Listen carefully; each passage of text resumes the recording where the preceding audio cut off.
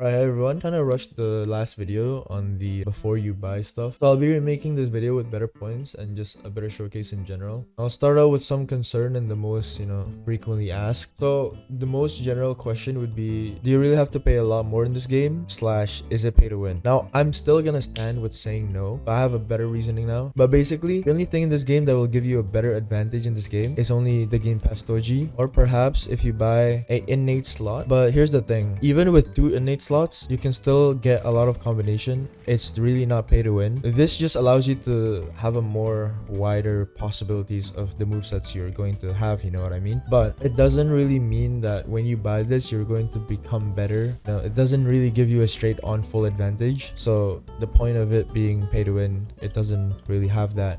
And for Toji, Heavenly Restriction, the problem with him is that you get some disadvantages. Like first, obviously, you do not have any innates, and you only have 5 moves in total with 3 damaging moves.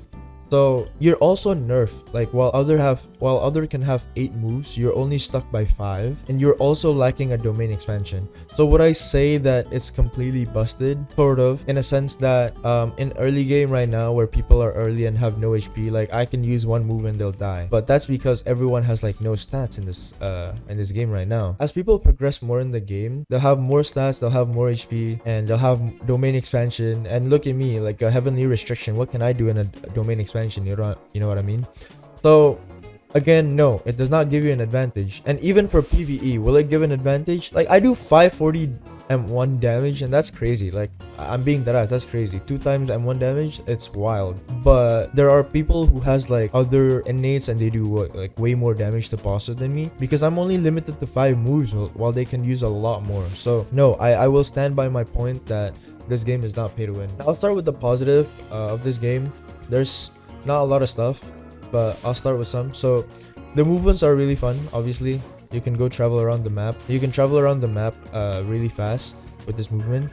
This is supposed to be a gap closer, but it's also another dash. So you have 2 normal dashes on, and then there's this one, which the main purpose of that is to gap close to a player or an enemy, like that. But you can still use that for traveling, and it's really fun. And the map is huge. Let me show you. The map is so huge that sometimes I could get annoyed on where stuff are. If they add a lot more content to the game, this is gonna be really fun to explore when the game releases or fully releases. Well, another point I would make is that it has interesting PvP. Now I get that the PvP is just another stun-based combat. You can say it's like peroxide, but the movement mechanics and how you kind of do stuff is a lot more fun. So instead of being in peroxide where you have a active skill where you can dodge out and evasive, you only have a progressive bar. When you get hit, there's a blue bar that fills up, and I think this is based on the damage you do, so it's not based on hits. And once that reaches, you can press H and this will evasive you out. Alright, so that's kind of the only positive I can think of the game. Maybe another one I'll add is that they're very generous with the spins. Like if you get a legendary drop in the chest for spins, it gives 10. Uncommon is 2, rare is like 5, I think.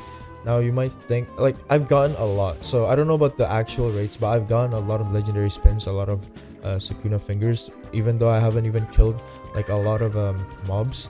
So that at least shows that, I don't know, it's not that hard to get spins in this game. So if you do buy this game and you spend 260 rolls and did not get special grades or any legendary crush techniques, then grinding is still an option. It's really not that bad. Now starting with the negatives, first off, the game's fucking expensive. Obviously, 30 bucks. Not a lot of people will spend 30 bucks on a game that's not even finished. It's kind of fair because you're not really buying for the game's access, you're more buying to be a tester of the game, right? Since it's called the tester phase, the testing phase, it's still in testing. The game is not finished. There's going to be a lot of stuff added. The game's content is pretty dry. That's another negatives of this game. But like I said, they will add a lot more stuff. It's just not now. The reason why they're mainly opening the testing phase is, well, they need to test balancing issues. They need to test like player lags and stuff like that. So yeah, at least when you do buy this game, you can get 2 limiteds in this game. You don't instantly get it. You still have to farm for it. You can get the Heian beads and the Heian pants, and this is only limited to people that plays this game and buy the game right now. I don't know how busted they are or if they're broken, but you know, there is at least something limited for you to have a more reason of playing the game. And also this, like I said, this game needs a lot of optimization. Like what I mean is player lag. Even though there's only 8 players in the server max, it's still experiencing a pretty, it's not that bad, but it's something for this amount of player. So it's one thing to take note of. The game has still a lot of optimization that they need to do, and the lighting, like they need to brighten this shit up, but only just got released, you know, there, it only goes better from here. And so like I said, again, balancing is super whack. There's some moves that does a lot of damage, and there's some moves that just doesn't. For example, let me show you my B move, for example, does like 3k damage or something, but compared to my barrage move, it does like nothing. Right, for bosses, this is kind of a big deal. Say 2800. For bosses, this is kind of a big deal because, like, yeah, 47, you can hold it, but like it's not gonna be good.